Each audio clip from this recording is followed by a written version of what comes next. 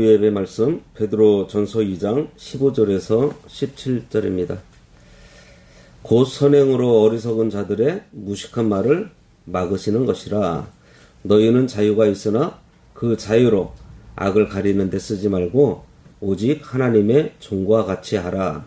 무사람을 공경하며 형제를 사랑하며 하나님을 두려워하며 왕을 존대하라.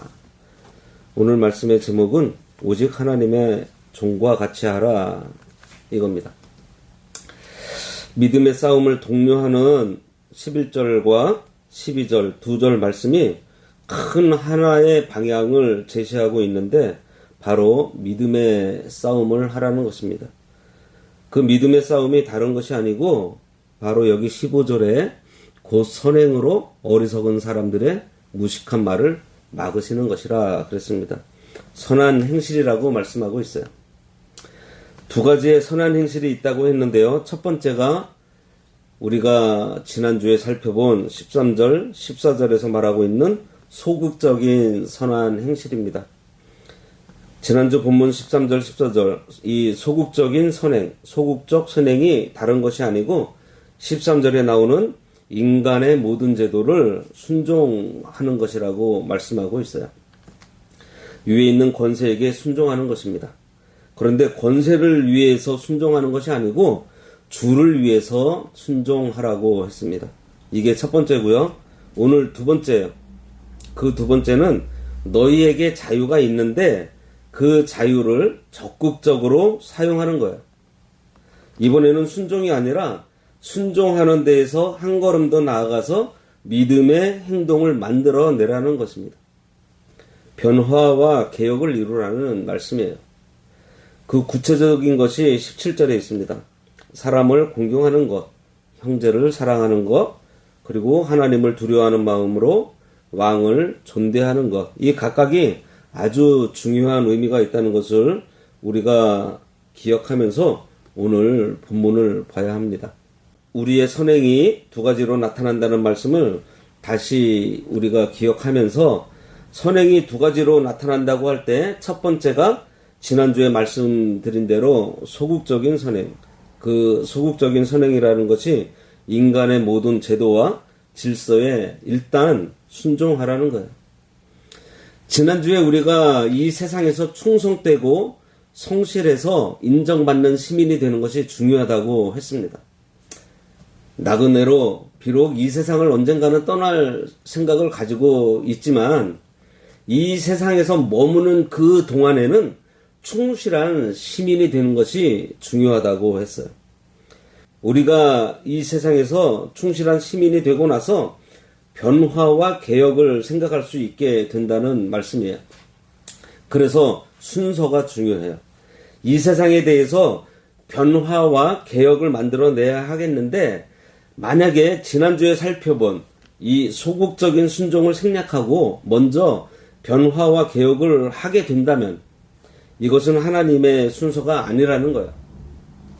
정말 변화와 개혁을 만들어내려고 하는 사람이라면 성경의 원리 그리고 그 순서를 그대로 따라야 할 것입니다.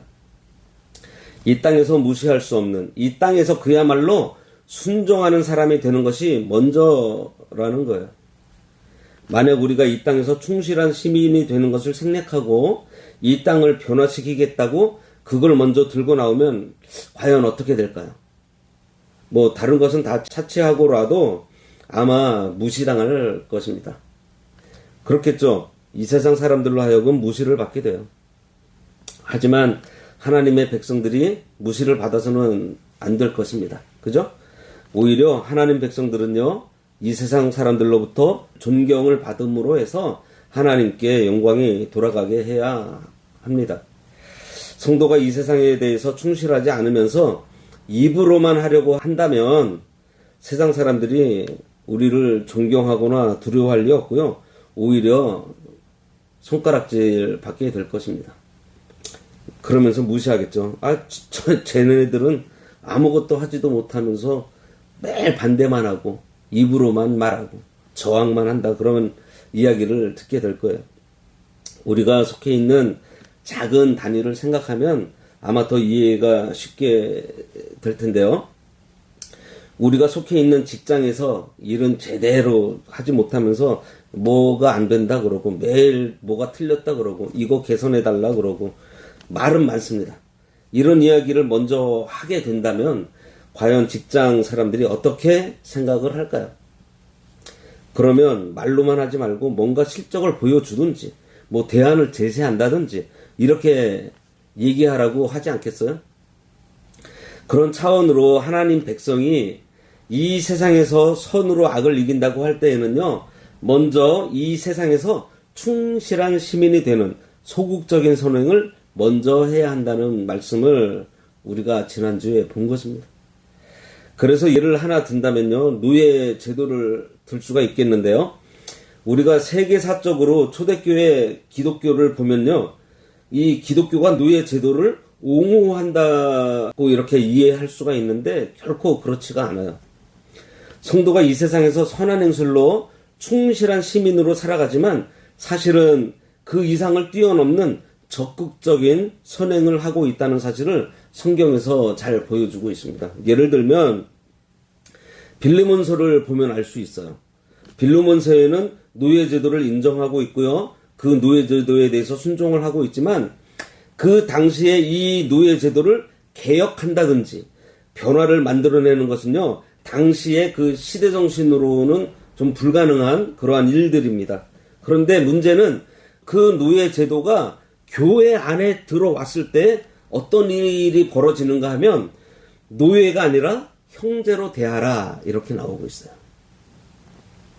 도망간 노예 오네시모를 빌레몬에게 사도 바울이 부탁하면서 너에게 손해를 끼치고 도망간 오네시모를 너에게 지금 보내는데 너는 오네시모를 노예가 아닌 형제로 대하라.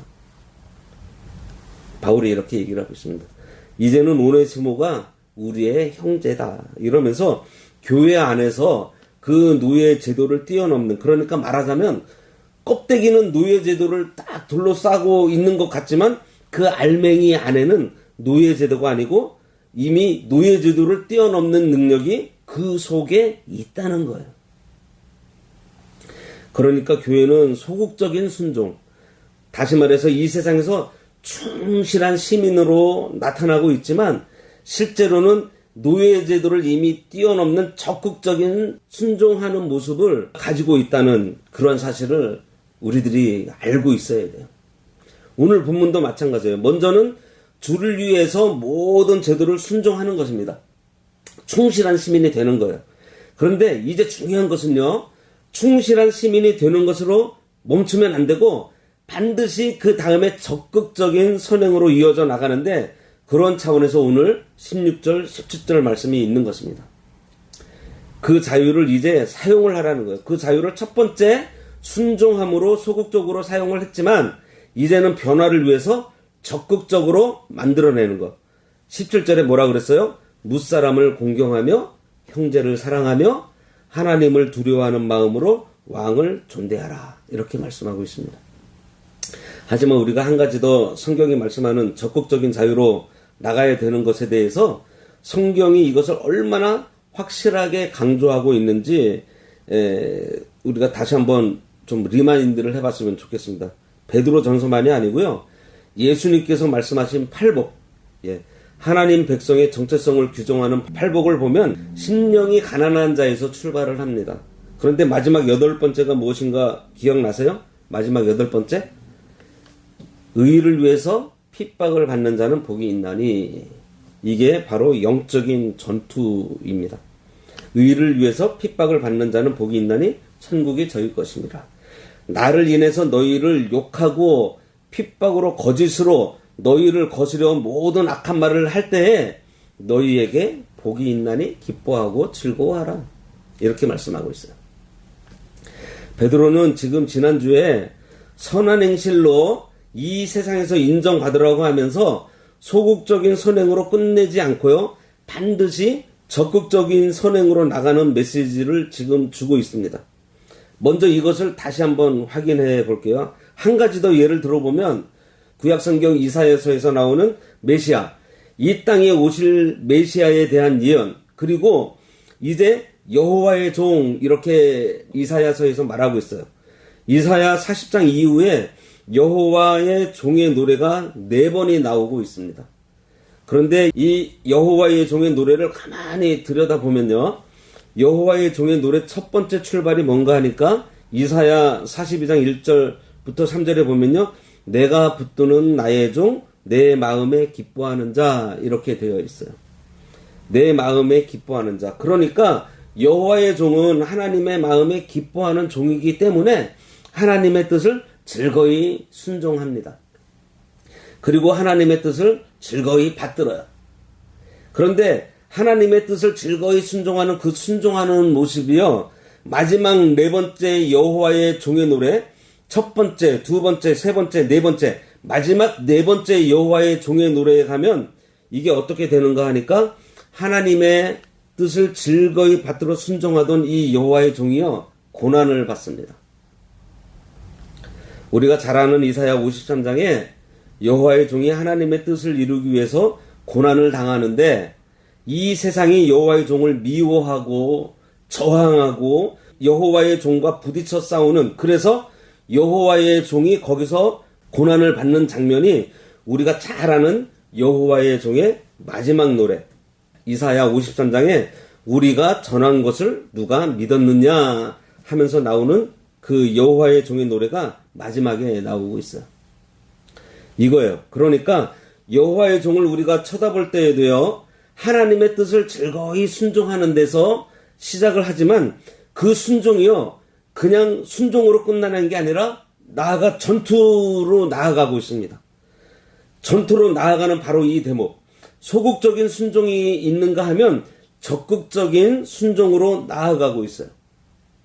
팔복에서 제가 말씀드린 것처럼 하나님 백성이 탄생을 했는데 그 하나님 백성이 마지막에는 싸우는 것입니다. 그래서 이제 이렇게 정리를 해보겠는데요.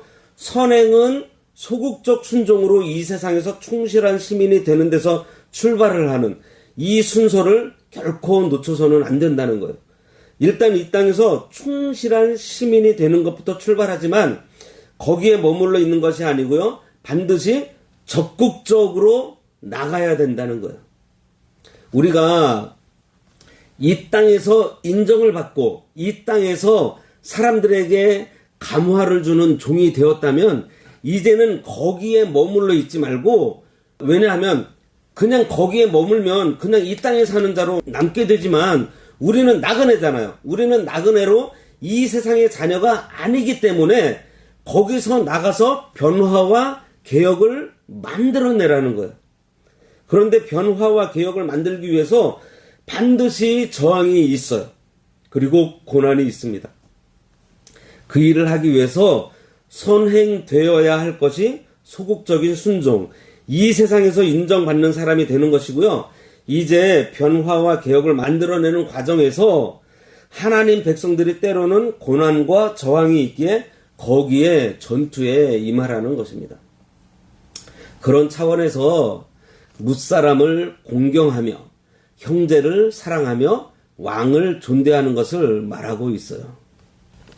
여기에 몇 가지 구체적인 예시를 보여주고 있습니다. 먼저 뭇사람을 공경하며, 굉장히 적극적이에요. 여기 뭇사람이라고 하는 것이요, 신자, 불신자를 막론하고 이 세상에 우리가 만나는 모든 사람을 하나님 백성인 성도들이 존귀하게 대하라는 거예요.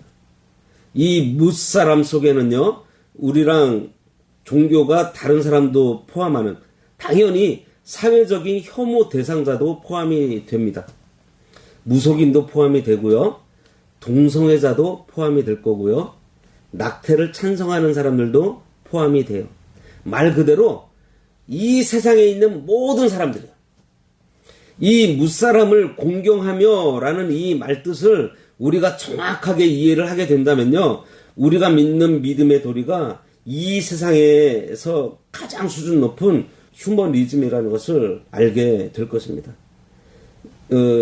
차별금지법이 요즘 이슈가 되고 있는데, 이 동성애를 찬성하는 사람들이 마치 기독교인들이 외골수인 것처럼 이야기를 하지만요, 사실 정반대라는 사실이에요. 전혀 그렇지 않습니다. 사실 살펴보면 크리스천 안에 우리 주위에 그런 고민을 가지고 있는 지체들이 있어요. 교회에서 동성애 반대를 얘기하니까 교회가 사람들을 차별하는 느낌을 받지만 전혀 그런 것이 아니라는 것을 모르니까 하는 이야기들이에요. 동성애라는 그 행위, 그 죄를 반대를 하는 것이지, 지금 여기서도 말하는 무사람을 공경하라고 했잖아요. 동성애자들을 정죄하라는 게 아니라 그들도 공경하라는 것이 바로 우리 기독교의 정신이라는 거예요.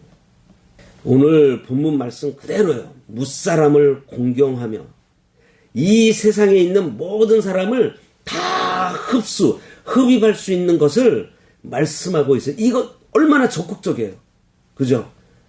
소극적으로는 이 세상에서 인정받는, 이 세상에서 칭찬받는 그러한 성도가 되고, 적극적으로는요, 더 나아가서 무사람을 공경하는, 나의 원수까지도 사랑하는, 나를 핍박하는, 지금 이 말씀이 이 당시에 핍박받고 있는 성도들에게 베드로가 지금 얘기를 하고 있는 거예요. 자기를 핍박하고 있는 그 사람도 공경하라고 얘기를 하고. 두 번째는요, 형제를 사랑하며입니다. 무사람을 공경하는 거하고 형제를 사랑하고 무슨 차이가 있을까요? 예? 그때 형제는요, 이 세상에 있는 모든 사람을 말하는 것이 아니고 하나님의 백성들, 믿음의 형제들을 말하고 있습니다. 그럼 이게 어떻게 되는가 하니, 하나님 백성이 소극적인 선행에서 이제 적극적인 선행으로 나아갔을 때 이 세상에 있는 모든 그 혐오 대상자들까지 다 끌어안을 수 있는 바로 그 사랑을 가지고 하나님 백성들의 공동체, 믿음의 공동체 안에서 더 뜨겁게 사랑하라는 것을 이 세상 사람들에게 보여주라는 거예요. 무슨 말씀인가 하면, 이 세상 사람이 교회 안에 들어와서 봤더니 성도들이 자기들을 공경하고 존중하는 정도가 아니라 너무너무 수준 높고 뜨거운 사랑이 그 교회 안에서 일어나고 있는 것을 보게 된다는 거예요. 초대교회 예를 들어서 보면요, 심지어는 이 세상 사람들이 상상할 수 없는 유무상통, 말 그대로 물질을 나누는 그것이요, 세상에서 볼 수 없었던 장면들이 교회 안에서 그들이 보게 된 거예요. 그걸 보면서 세상 사람들이 다시 한번 충격을 받는다는 것입니다. 성도가 이 세상에 있는 모든 사람들을 다 사랑할 수 없다고 해도 적어도 믿음의 공동체 안에서 나누는 사랑을 말하고 있는 거예요. 그러니 우리가 교회 안에 지체들과 함께 믿음 생활을 할 때 뭔가 달라야 된다는 것을 깨달아야 하겠고요. 정말 그렇게 해야 될 것입니다. 세상 수준을 훨씬 뛰어넘는 사랑을 교회 안에서 나타내는 것. 그러니까 형제를 사랑하고, 이 말은 아주 적극적인 사랑을 얘기하고 있는 거예요. 그리고 이제 한 걸음 더 나아갑니다. 여기 왕을 존대한다, 이렇게 말씀하고 있어요. 이것이 그냥 뜬금없이 튀어나오는 말이 아니고요, 여기 하나님을 두려워하는 마음으로 왕을 존대하는 것입니다. 이 당시에 로마의 왕은요, 사람의 생사 여탈권을 가지고 있는 신적인 존재였어요. 그런데 기독교인들은 이 왕을 신으로 보지 않았습니다. 그러니까 왕을 진심으로 존대하지만 하나님을 두려워하는 것처럼 두려워하지는 않았다는 거예요. 왕도 하나님이 만드신 한 사람의 피조물일 뿐인데, 그렇다고 해서 왕을 무시하는 것이 아니고 최선을 다해서 왕을 존대한다는 것입니다. 그렇지만 왕에게 아부하지는 않아요. 당시에 이런 수준으로 왕을 대할 수 있는 사람은요, 기독교인들밖에 없었어요.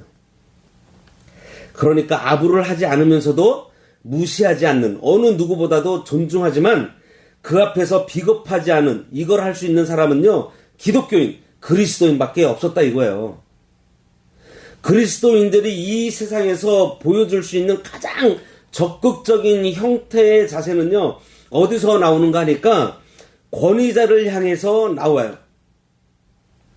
자기 안에 있는 두려움이 해결된 사람이 정말 이 안에 있는 두려움이 해결되었기 때문에 너도 나도 지위고하를 막론하고 내가 다 끌어안을 수 있다고 하는 것을 보여주는 그 대상의 가장 정점에 있는 사람이 뭐예요? 왕이에요. 권위자의 입장에서 보는 두 종류의 사람이 있습니다. 한 사람은 아부하는 사람이고요. 한 사람은 저항하는 사람이에요.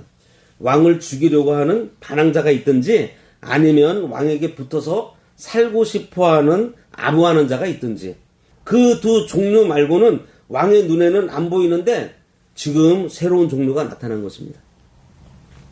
신인류가 나타난 거예요. 왕을 존경하지만 그렇다고 해서 아부하지 않는, 그리고 무시하지도 않는, 그러니까 진심으로 왕을 대하는 사람. 이거는 하나님 백성만 할 수 있다는 거예요. 왜 그렇게 할 수 있어요? 눈앞에 있는 왕보다 더 큰 왕을 모시고 있는 사람들이기 때문입니다. 만왕의 왕, 하나님을 알고 있는 사람. 그러니까 지금 무슨 얘기를 하는가 하니까 이 왕의 입장에서 볼 때 정말로 어떤 사람을 만나고 싶은가 하니 이런 사람을 만나고 싶어 하는 거예요. 마찬가지예요. 오늘날 우리가 만나는 직장에서 우리의 상사, 우리가 섬기는 권위자, 그 권위자를 우리가 이런 방식으로 적극적으로 존중하게 될 때 우리의 권위자들은 진심으로 우리를 좋아할 것입니다. 세상에 이런 사람이 다 있네 하는 생각으로 그 사람은 나의 친구도 되고요, 내 마음을 터놓을 그 사람도 되고 교제의 대상도 되고, 그렇지만 절대로 선을 넘지 않는, 내 앞에서 너무너무 겸손하면서 나를 진심으로 존중해주는 그런 부하가 있다고 생각한다면 그 부하를 싫어할 사람이 누가 있겠어요? 아주 대표적으로 보여주는 아주 적극적인 이 선행의 하나의 모델로서 이 왕을 이렇게 등장을 지금 시키고 있는 것입니다. 그런데 이 세 가지는 사실 다 똑같아요. 온 세상을 끌어안을 수 있는 사랑, 그리고 교회 안에서 이 세상을 뛰어넘는 수준 높은 사랑을 하고, 특별히 권위자를 향해서 전혀 꿀리지 않는 마음으로 그 권위자를 끌어안을 수 있는 이 사랑, 이것은요 아주 적극적인 사랑을 할 줄 아는 사람들, 그 사람들만 보여줄 수 있는 아주 특별한 것으로요, 세상 사람들이 볼 때는 정말 묘기에 가까운 것입니다. 오늘 본문 말씀은요 바로 우리 성도들이 그걸 하라는 거예요. 오늘 우리가 은혜를 받아서 사람들을 향해서, 저 세상을 향해서 이런 모습을 보여주며 살아갈 수 있는 능력의 종이 되어야 하겠습니다. 아멘. 기도하겠습니다. 하나님 아버지의 자녀이고 하나님 백성으로 이 세상을 나그네로 살아가는 저희들에게 세상에서 손가락질 받지 말고 오히려 그들에게 인정을 받되 말이 아닌 선한 행실로 가정에서, 직장에서, 사회에서 그리스도인으로서 인정받는 삶을 살아가면서 세상의 가치관을 뛰어넘는 삶을 저희들이 살아갈 때 무사람을 공경하고 형제를 사랑하고 통치자를 존대할 때에 우리가 하나님께 하듯 해서 겸손하면서도 정의롭고 당당하게 이 세상을 살아감으로 개혁해 나가는 저희 모두가 될 수 있도록 하나님 인도하여 주시옵소서. 예수님의 이름으로 기도드리옵나이다. 아멘.